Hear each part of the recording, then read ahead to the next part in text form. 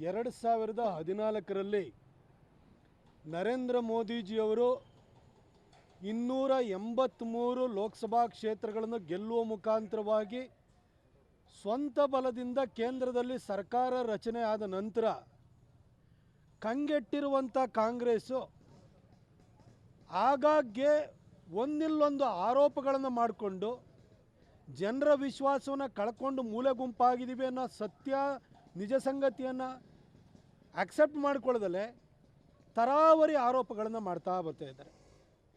ಇತ್ತೀಚೆಗೆ ಆಪರೇಷನ್ ಸಿಂಧೂರ ಆಯಿತು, ಅದರ ಬಗ್ಗೆ ದೇಶಕ್ಕೆ ವಿರುದ್ಧವಾದಂಥ ಹೇಳಿಕೆಯನ್ನು ರಾಹುಲ್ ಗಾಂಧಿ ಕೊಡ್ತಾ ಬಂದರು.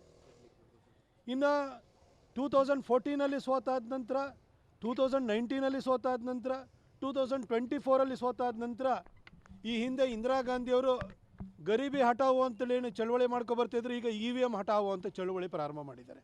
EVMಯಿಂದ ಏನೋ ಇವರಿಗೆ ತೊಂದರೆ ಆಗ್ತಿದೆ, ಅಲ್ಲೇನೋ ಮತಗಳಲ್ಲಿ ವ್ಯತ್ಯಾಸ ಆಗ್ತಾಯಿದೆ ಅಂತೇಳಿ ಹೇಳಿ ಆರೋಪವನ್ನು ಮಾಡ್ತಿದ್ದಾರೆ.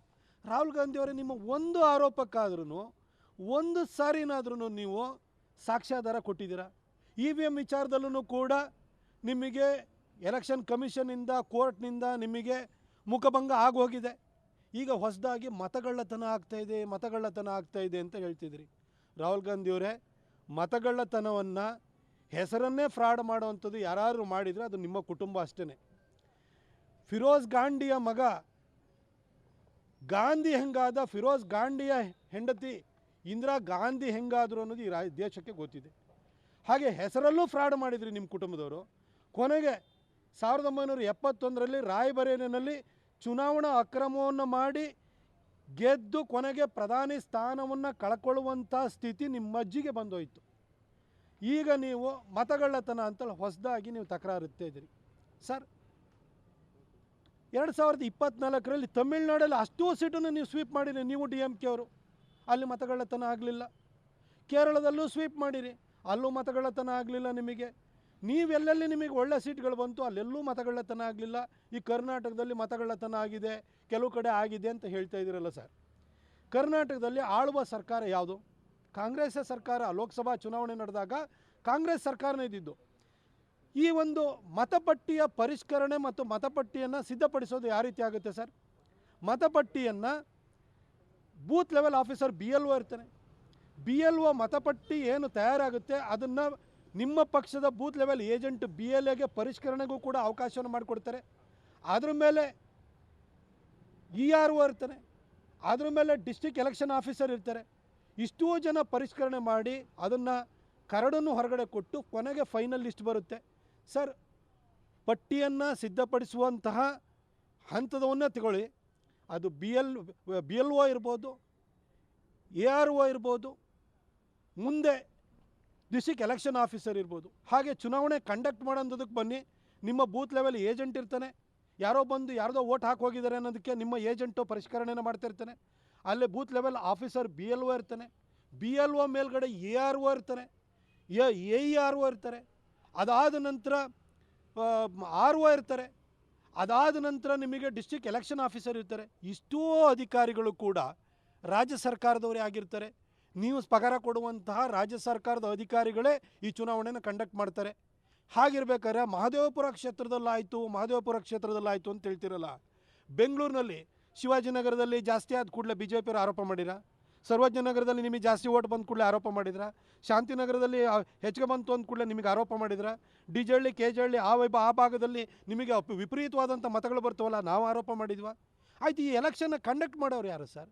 ನಿಮ್ಮ ರಾಜ್ಯ ಸರ್ಕಾರದ ಅಧಿಕಾರಿಗಳೇ. ಇಷ್ಟಾಗಿಯೂ ಕೂಡ ಮಹದೇವಪುರದಲ್ಲಾಯಿತು, ಅಲ್ಲಿ ಜನಸಂಖ್ಯೆಗಿಂತ ಮತದಾರರು ಜಾಸ್ತಿ ಇದ್ದಾರೆ. ಸರ್, ಜನಸಂಖ್ಯೆ ಯಾವತ್ತಿನ ತೊಗೊಳ್ತಿದ್ರಿ ಸರ್? ಗ್ರೋತ್ ರೇಟ್ ಎಷ್ಟು ತೊಗೊಳ್ತೀರಿ? 2011ನಲ್ಲಿ ಲಾಸ್ಟ್ ಜನಗಣತಿ ಆಗಿರುವಂಥದ್ದು. ಇನ್ನು ಹಾಗೇ ಇಲ್ಲ ಜನಗಣತಿ. ಹಾಗಿರುವಾಗಲೇ ಯಾವ ಅಂದಾಜಿನ ಮೇಲೆ ಜನಗಿಂತ ಜಾಸ್ತಿ ನೀವು ಮತದಾರರಿದ್ದಾರೆ ಅಂತ ಹೇಳ್ತೀರಿ? ಆಮೇಲೆ ಅರ್ಬನ್ನಲ್ಲಿ ಮಕ್ಕಳನ್ನು ಹುಟ್ಟಿಸ್ಬಿಟ್ಟು ಜನಸಂಖ್ಯೆ ಜಾಸ್ತಿ ಆಗುವಂಥದ್ದಲ್ಲ, ಮೈಗ್ರೇಷನಿಂದ ಆಗುತ್ತೆ. ಕೆಲಸ, ಕಾರ್ಯ, ಉದ್ಯೋಗ ಅಂತೇಳಿ ಹೇಳಿ ಅಲ್ಲಿಗೆ ಮೈಗ್ರೇಟ್ ಆಗಿ ಹಳ್ಳಿಗಳಿಂದ ಬಂದು ಪಟ್ಟಣ ಸೇರಿಕೊಳ್ತಾರೆ. ಹಾಗಾಗಿ ಪಟ್ಟಣಗಳಲ್ಲಿ ಈ ಪಾಪ್ಯುಲೇಷನ್ ಗ್ರೋತ್ ಜಾಸ್ತಿ ಇರುತ್ತೆ. ನೀವು ಗಣತಿನೇ ಮಾಡಿಲ್ಲ ಅಂತಂದಮೇಲೆ ಜಾಸ್ತಿ ವೋಟರ್ಸ್ ಬಂದಿದ್ದಾರೆ. ಜಾಸ್ತಿ ವೋಟರ್ಸು ಬಾಡಿಗೆಗೆ ಬಂದಿರ್ತಾರೆ, ಎಷ್ಟು ಮನೆ ಕಟ್ಟಿದ್ದಾರೆ, ಎಷ್ಟು ಜನ ಬಾಡಿಗೆಗೆ ಬಂದಿದ್ದಾರೆ, ಇವನ್ನೆಲ್ಲ ಲೆಕ್ಕಾಚಾರ ಹಾಕಿದ್ದೀರಾ. ಸುಮ್ಮನೆ ಈ ರೀತಿ ಸುಮ್ಮನೆ ಬಂದು ಆರೋಪವನ್ನು ಮಾಡ್ತೀರಿ. ನಿಮಗೆ ಸರ್ವಜ್ಞನಗರದಲ್ಲಿ ಅತಿ ಹೆಚ್ಚು ಓಟ್ ಬಂದ ಕೂಡಲೇ ಬಿ ಜೆ ಪಿಯವ್ರು ನಾವು ಆರೋಪ ಮಾಡಿದ್ವಾ? ಮಾದೇವಪುರದಲ್ಲಿ ಜಾಸ್ತಿ ಬಂತು. ಮಾದೇವಪುರದಲ್ಲಿ ಬಹಳಷ್ಟು ಜನ ಮೋದಿಯವರ ಅಭಿಮಾನಿಗಳು ಜಾಸ್ತಿ ಇದ್ದಾರೆ, ಅವ್ರು ಓಟ್ ಹಾಕಿದ್ದಾರೆ.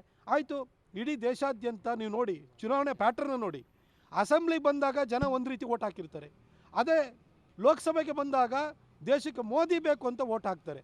ಹೀಗಿರುವಾಗ ನಿಮ್ಮ ನಾಯಕತ್ವವನ್ನು ದೇಶದ ಜನ ಸತತವಾಗಿ ತಿರಸ್ಕಾರ ಮಾಡ್ತಾ ಇದ್ದಾರೆ ಅನ್ನೋದನ್ನು ಅರ್ಥ ಮಾಡ್ಕೊಳ್ಳೋದಲ್ಲೇ ನೀವು ಈ ರೀತಿ ಆರೋಪ ಮಾಡ್ತಿರಲ್ಲ. ಇನ್ನು ನಾನು ಮಾನ್ಯ ಸಿದ್ದರಾಮಯ್ಯ ಸಾಹೇಬ್ರನ್ನ ನಾನು ಕೇಳಲಿಕ್ಕೆ ಬಯಸ್ತೀನಿ. ಸಿದ್ದರಾಮಯ್ಯ ಸಾಹೇಬ್ರೆ, ನೀವೇ ಹಿಂದೊಂದು ಸರಿ 2006ರಲ್ಲಿ ಚಾಮುಂಡೇಶ್ವರಿನಲ್ಲಿ ಬೈ ಎಲೆಕ್ಷನಲ್ಲಿ ಗೆದ್ದಾದ್ಮೇಲೆ ನನಗೆ ಸತ್ತವ್ರು ಬಂದು ಓಟ್ ಹಾಕಿದಾರಪ್ಪ ಅಂತೇಳಿ ಫುಲ್ಲು ಭಾಳ ಖುಷಿಯಿಂದ 250 ಓಟಲ್ಲಿ ಗೆದ್ದು ಕೂಡಲೇ ಹೇಳ್ಕೊಳ್ತಿದ್ರಲ್ಲ. ನೀವು 83ರಲ್ಲಿ ಮೊದಲನೇ ಸಾರಿ ಗೆದ್ದವರು. ನಿಮಗೆ ಚುನಾವಣೆ ಹೆಂಗೆ ನಡೆಯುತ್ತೆ ಅಂತ ಗೊತ್ತಾ? ರಾಹುಲ್ ಗಾಂಧಿಗಂತೂ ಗೊತ್ತಿಲ್ಲ. ರಾಹುಲ್ ಗಾಂಧಿಗೆ ಏನು ಕರೀತಾರೆ ಅನ್ನೋದು ನಾನು ಪದೇ ಪದೇ ಇಲ್ಲಿ ಹೇಳಬೇಕು ಅಂತ ಹೇಳಬೇಕಾದ ಅಗತ್ಯ ಇಲ್ಲ.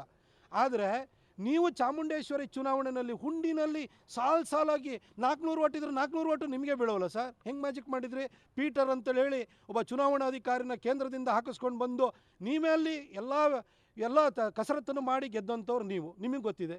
ಇನ್ನು ನಿಮ್ಮ ಶಿಷ್ಯ ಮಾದೇವಪ್ಪನವರು 2013ರಲ್ಲಿ ಹೆಂಗೆ ಡಿಕ್ಲೇರ್ ಆಗಿರೋ ರಿಸಲ್ಟನ್ನೇ ಹೆಂಗೆ ಉಲ್ಟಾ ಪಲ್ಟಾ ಮಾಡಿದ್ರು ಅದನ್ನು ನಾವು ನೋಡಿದ್ದೀವಿ. ಈ ರೀತಿ ಅಕ್ರಮ ಮಾಡೋಂಥದ್ದು ನಿಮಗೆ ಜನ್ಮದತ್ತವಾಗಿ ಬಂದುಬಿಟ್ಟಿದೆ ಸರ್. ನೀವು ಆ ರಾಹುಲ್ ಗಾಂಧಿ ಮಾತಿಗೆ ನೀವು ಧ್ವನಿಗೂಡಿಸ್ತೀರಲ್ಲ, ಇಲ್ಲಿರುವಂಥ BLO ಇಂದ ಹಿಡಿದು ಡಿಸ್ಟ್ರಿಕ್ಟ್ ಎಲೆಕ್ಷನ್ ಆಫೀಸರ್ವರೆಗೂ ಎಲ್ಲರೂ ನಿಮ್ಮ ಸರ್ಕಾರ ಪಗಾರ ಕೊಡುವಂಥ ಅಧಿಕಾರಿಗಳಲ್ವೇ ಸರ್? ಅವ್ರನ್ನ ಏನಾದರೂ ಮ್ಯಾನಿಪುಲೇಟ್ ಮಾಡೋದಿದ್ರೆ ಅದನ್ನು ನೀವು ಮಾಡಬೇಕೇ ಹೊರತು ಅಧಿಕಾರದಲ್ಲಿ ಇಲ್ಲದೇ ಇರುವಂತಹ BJP ಮಾಡಲಿಕ್ಕಾಗ್ತೈತಾ ಕರ್ನಾಟಕ ರಾಜ್ಯದಲ್ಲಿ? ಆಯಿತು, ಮೊನ್ನೆ ಬೈ ಎಲೆಕ್ಷನಲ್ಲಿ ಚನ್ನಪಟ್ಟಣ ಇರ್ಬೋದು, ಅದು ನಿಮಗೆ ಸಂಡೂರು ಇರ್ಬೋದು, ಅದು ಶಿಗ್ಗಾಂವಿ ಇರ್ಬೋದು, ಸಾಲ ಗೆದ್ರಲ್ಲ ಸರ್. ಆವಾಗ ಮ್ಯಾನಿಪುಲೇಷನ್ ಆಗಲಿಲ್ವ ಸರ್?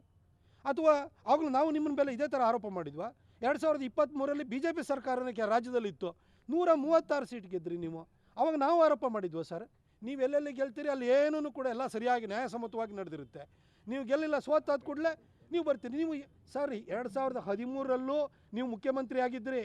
2014ರ ಚುನಾವಣೆಯಲ್ಲೂ ಕೂಡ ಕರ್ನಾಟಕ ಜನ BJPಗೆ 17 ಸೀಟ್ ಕೊಟ್ಟಿದ್ರು ಸರ್. ಅವತ್ತು ನೀವು ಮುಖ್ಯಮಂತ್ರಿ ಆಗಿದ್ದರು, ನಿಮ್ಮನ್ನು ರಾಜ್ಯಕ್ಕೆ ಮುಖ್ಯಮಂತ್ರಿ ಆಗಿ ಜನ ಚುನಾವಣೆ ನಿಮ್ಮನ್ನು ಆಯ್ಕೆ ಮಾಡಿದಂಥ ಜನನೇ ದೇಶಕ್ಕೆ ಮೋದಿ ಬೇಕು ಅಂತ 17 ಸೀಟ್ ಕೊಟ್ಟಿದ್ರು. 2019ರಲ್ಲಿ 25 ಸೀಟ್ ಕೊಟ್ಟರು. ಆವಾಗ ನೀವು JDS ಜೊತೆಗೆ ಸರ್ಕಾರವನ್ನು ಮಾಡಿದ್ರಿ ನೀವು. ಈಗ 2024ರಲ್ಲಿ ಮತ್ತೆ ನೀವೇ ಬಂದಿದ್ದೀವಿ, ಆಗ 19 ಸೀಟು BJP ಮತ್ತು JDSಗೆ ಕೊಟ್ಟಿದ್ದಾರೆ. ಇಷ್ಟು ಗೊತ್ತಿದ್ರೂ ಕೂಡ ನೀವು ರಾಹುಲ್ ಗಾಂಧಿ ಥರ ಮಾತಾಡ್ತಿರಲ್ಲ ಸರ್.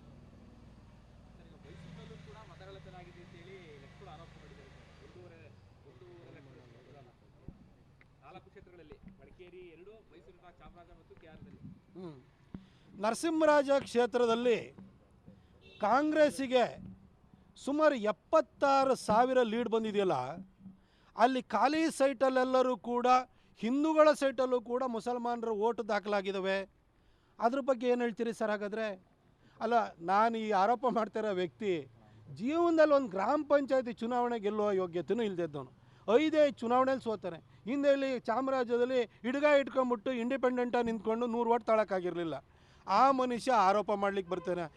ಜನ ಈ ಮೈಸೂರಿನಲ್ಲಿ ಈ ಥರ ಈ ಕ್ಷುಲ್ಲಕವಾಗಿ ಮಾತಾಡೋಂಥವ್ರು, ಈ ಕೂಗುಮಾರಿಗಳು, ಈ ಉದ್ದೇಶ ಶುದ್ಧಿ ಇಲ್ಲದಿದ್ದಂಥವ್ರು ಅಪ್ರಾಮಾಣಿಕರನ್ನು ಗೆಲ್ಲಿಸಲ್ಲ ಅನ್ನೋದು ಸತತವಾಗಿ ಸಾಬೀತು ಮಾಡ್ಕೊಂಡು ಬಂದಿದ್ದಾರೆ. 5 ಚುನಾವಣೆಯಲ್ಲಿ ಹೀನಾಯವಾಗಿ ಸೋತಿರುವಂಥ ವ್ಯಕ್ತಿ ಮಾಡುವಂಥ ಆರೋಪಕ್ಕೆ ನೀವು ಹೆಚ್ಚು ಒತ್ತನ್ನು ಕೊಡುವಂಥ ಅಗತ್ಯ ಇಲ್ಲ.